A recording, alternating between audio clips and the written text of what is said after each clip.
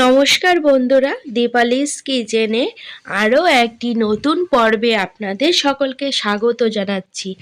আজকে আমি আলু আর পালং শাক দিয়ে খুবই টেস্টি আর একদম নতুন একটি রেসিপি আপনাদের সাথে শেয়ার করব, যেটা গ্যারেন্টি দিয়ে বলতে পারি আগে আপনারা কখনো দেখেননি। তো বন্ধুরা, পুরো ভিডিওটা দেখতে থাকুন, স্কিপ করবেন না। আশা করছি রান্নাটি আপনাদের ভীষণ ভালো লাগবে। এই রান্নাটি করার জন্য এখানে দুটো আলু নিয়েছি দেখতে পাচ্ছেন, আর বেশ খানিকটা পালং শাক নিয়েছি। এবার আলু দুটোকে তুলে নিলাম আর পালং শাকগুলোকে কুচি করে কেটে নেব। এখানে পালং শাক কুচি করে কেটে নিয়েছি, আর কাটার আগে অবশ্যই ভালো করে ধুয়ে নিয়েছিলাম, তারপরে জল ঝরিয়ে রেখে দিয়েছিলাম। তো এখানে পালং শাক কাটা হয়ে গেছে। এবার এ থেকে অর্ধেকটা পালং শাক আমি তুলে রাখছি, আর অর্ধেকটা আমি এখন কি করব সেটা আপনাদের দেখাচ্ছি। এবার অর্ধেক পালং শাক একটি পাত্রে নিয়ে নিলাম। এবার এটি থাক, সাইডে রেখে দিচ্ছি। এখন এই দুটো আলু একটি থালার ওপর নিয়ে নিয়েছি। এবার একটি গ্রেটারের সাহায্যে এই আলু দুটোকে ভালো করে গ্রেট করে নিতে হবে। তো বন্ধুরা, ভিডিওটি আপনাদের যদি ভালো লাগে অবশ্যই একটা লাইক করে দেবেন, কারণ আপনাদের একটি লাইক আমার কাছে ভীষণ মূল্যবান। আর এখানে দেখতে পাচ্ছেন দুটো আলু গ্রেট করা হয়ে গেছে। এবার এগুলোকে আমি ভালো করে ধুয়ে নেব। তার জন্য একটি পাত্রে জল নিয়েছি। এবার জলের মধ্যে কুচনো আলুগুলো বা গ্রেট করা আলুগুলো দিয়ে দিচ্ছি। এবার জলের মধ্যে ভালো করে ধুয়ে নিয়ে এইভাবে জল চিপে একটি পাত্রে নিয়ে নিচ্ছি। আলু থেকে এমনভাবে জল নিংড়ে নিতে হবে যাতে আলুর মধ্যে একটুও জল না থাকে।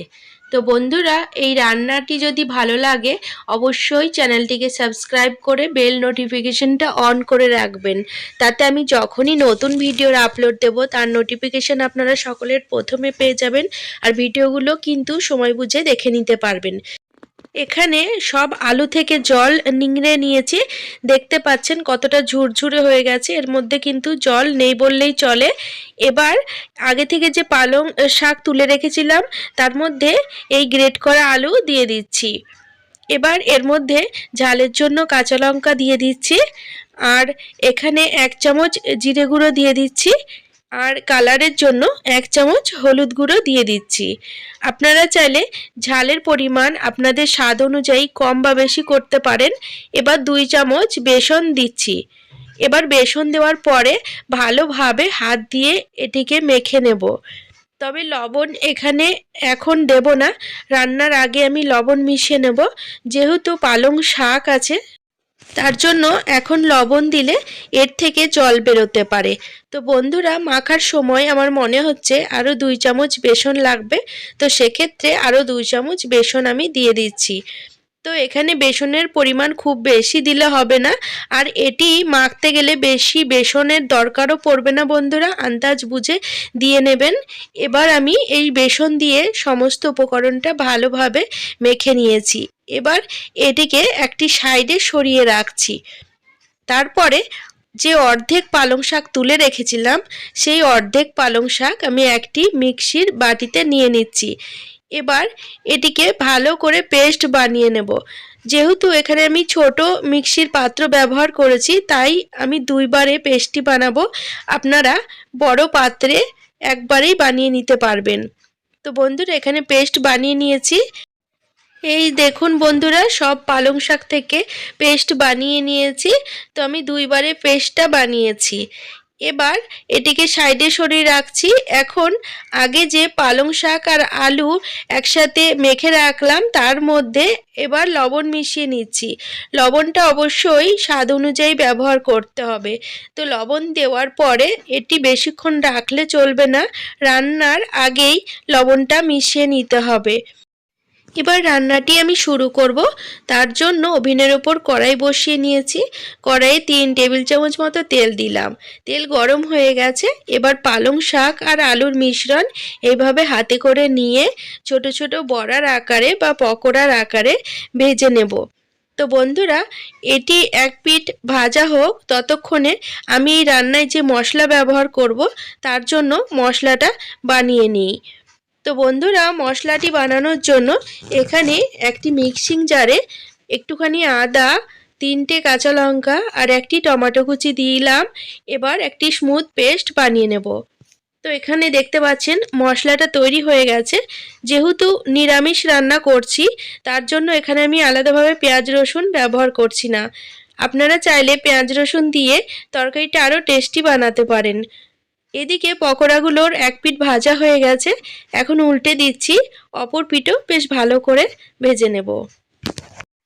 আমি যেভাবে দেখাচ্ছি এইভাবে একদিন পালং শাক আর আলু দিয়ে সবজি বানিয়ে দেখবেন, আঙুল চেটে খেতে ইচ্ছা করবে। এটি এত টেস্টি আর এত সুন্দর হয় খেতে। তো বন্ধুরা, এখানে পালং শাকের বড়াগুলো ভাজা হয়ে গেছে, এবার আমি একটি পাত্রে তুলে নিচ্ছি। এই রান্নাটি নিরামিষ আমিষ দুভাবেই রান্না করা যায়, তবে নিরামিষভাবে রান্না করতে গেলে আমি যেভাবে করেছি ঠিক এইভাবেই করতে হবে, তাহলে কিন্তু এর স্বাদ দুর্দান্ত হবে। সব পকোড়াগুলো আমি এখানে ভেজে নিয়েছি, এই যে দেখতে পাচ্ছেন। এবার আমি রান্নাটি শুরু করব। তার জন্য কড়াইয়ে ওই তেলের মধ্যেই আরও 2 থেকে 3 টেবিল চামচ সর্ষের তেল দিলাম আর 1 চামচ ঘি দিয়ে দিচ্ছি। আপনারা চাইলে ঘি নাও দিতে পারেন, তো ঘি দিলে তরকারির টেস্টটা খুবই ভালো হয়। এখানে তেল গরম হয়ে গেছে, এবার এর মধ্যে 2টো শুকনো লঙ্কা, 4টে এলাচ আর 1 টুকরো দারচিনি দিয়ে দিলাম। সমস্ত ফোড়ন 30 থেকে 40 সেকেন্ড ভেজে নেব। তো বন্ধুরা, ফোড়নটা ভাজা হয়ে গেছে, এবার এর মধ্যে আগে থেকে বেটে রাখা মশলার পেস্ট দিয়ে দিচ্ছি। মশলা তেলের ওপর দেওয়ার পরে এর মধ্যে সঙ্গে সঙ্গে পরিমাণ মতো হলুদও দিয়ে দিচ্ছি, কারণ যেহেতু নিরামিষ রান্না সেহেতু মশলাটা তেলের ওপর দেওয়ার পরে ভীষণ ছিটে আসছে, যার কারণে একটু হলুদ দিয়ে নাড়াচাড়া করে নিলাম।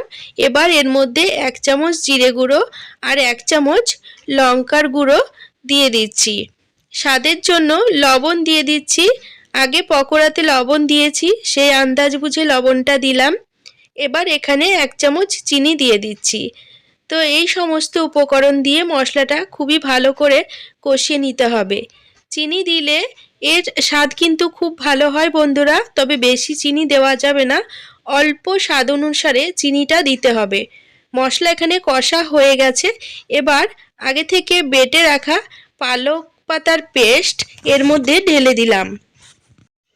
এবার এই পেস্ট দেওয়ার পরে মশলার সাথে খুবই ভালো করে নাড়াচাড়া করে নিতে হবে।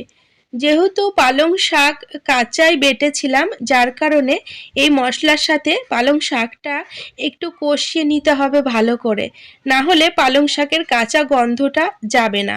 তো বন্ধুরা, এখানে দেখতে পাচ্ছেন মশলার সাথে পালং শাকের পেস্টটা খুবই ভালো করে কষিয়ে নিয়েছি আর কষানো হয়ে এসেছে, সাইড থেকে তেল ছেড়ে গেছে। এবার কিন্তু পালং শাকের এই তরকারিতে কাঁচা পালং শাকের আর গন্ধ আসবে না, যেহেতু ভালো করে কষিয়ে নিয়েছি। এবার এর মধ্যে পরিমাণ মতো জল দিয়ে দিচ্ছি। ঝোলটা কীরকম করবেন বা গ্রেভি কীরকম করবেন সেই আন্দাজ বুঝে জল দেবেন। আমি এখানে এটি একদম কষা কষা করব, যার কারণে জলের পরিমাণ অল্প দিলাম।